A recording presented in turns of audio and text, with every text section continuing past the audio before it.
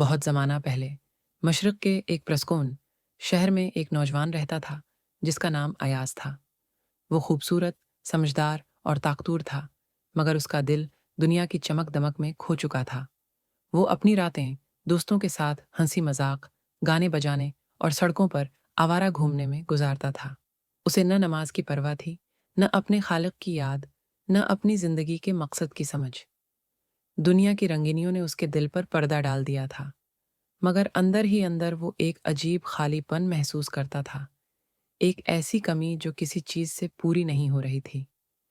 ایک دن جب وہ بازار سے گزر رہا تھا تو اس کی نظر ایک بوڑھے فقیر پر پڑی جو ایک درخت کے نیچے سکون سے بیٹھا ہوا تھا۔ فقیر کے کپڑے پرانے تھے، مگر اس کے چہرے پر عجب اطمینان اور نور تھا۔ وہ اپنے ہاتھوں میں تسبیح لیے آہستہ آہستہ کچھ پڑھ رہا تھا۔ ایاز رک گیا اور تجسس سے بولا، بابا، آپ سارا دن یہاں بیٹھ کر یہی پڑھتے رہتے ہیں، آپ کو اس سے کیا ملتا ہے؟ فقیر مسکرایا اور نرمی سے بولا، بیٹا، سکون۔ تمہارے پاس سب کچھ ہے، جوانی، خوبصورتی، دولت، مگر تمہارے پاس سکون نہیں ہے۔ یہ جملہ ایاز کے دل میں تیر کی طرح لگا۔ وہ چپ چاپ وہاں سے چلا گیا، مگر فقیر کے الفاظ اس کے دل میں گونجتے رہے۔ تمہارے پاس سب کچھ ہے، مگر سکون نہیں ہے۔ رات کو ایاز کو نیند نہ آئی۔ وہ بستر پر کروٹیں بدلتا رہا، اپنے کیے ہوئے گناہوں کو یاد کرتا رہا۔ ہر وہ نماز جو اس نے چھوڑ دی تھی، ہر وہ غلطی جو اس نے کی تھی، دوستوں کی ہنسی جو کبھی اسے خوش کرتی تھی، اب خالی لگنے لگی۔ اس نے آئینے میں دیکھا، وہاں ایک شرمندہ چہرہ تھا، ایک گناہگار آنکھیں۔ وہ آہستہ سے بولا، میں نے اپنی زندگی کے ساتھ کیا کر دیا؟ اس کی آنکھوں سے آنسو بہنے لگے۔ وہ کھڑکی کے پاس گیا، چاندنی رات میں آسمان کی طرف دیکھا اور بولا، یا اللہ، میں گم ہو گیا ہوں۔ میرے پاس سب کچھ ہے، مگر کچھ بھی نہیں۔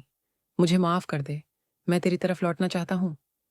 اگلی صبح برسوں بعد ایاز مسجد گیا۔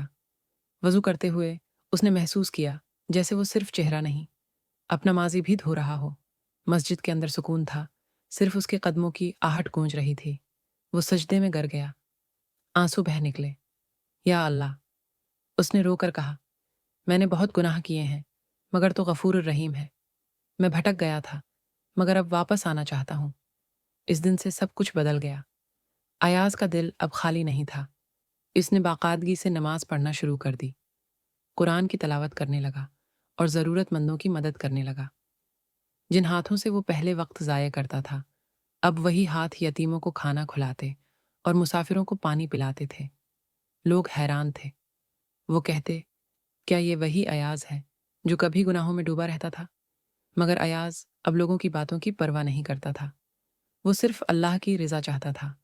اسے عبادت میں خوشی، خدمت میں سکون اور دل میں روشنی مل گئی تھی۔ ایک دن وہی پرانا فقیر پھر اسی درخت کے نیچے بیٹھا تھا۔ ایاز مسکراتا ہوا اس کے پاس گیا۔ فقیر نے اسے دیکھا اور کہا، بیٹا، تم بدل گئے ہو، تمہارے چہرے سے نور جھلک رہا ہے۔ ایاز نے نرمی سے جواب دیا، بابا، آپ کے ایک جملے نے میری زندگی بدل دی۔ تمہارے پاس سب کچھ ہے، مگر سکون نہیں ہے۔ فقیر مسکرایا۔ دونوں خاموشی سے بیٹھ گئے۔ سورج غروب ہونے لگا اور آسمان پر سنہری روشنی پھیل گئی۔ اسی وقت اذان کی آواز فضا میں گونجی۔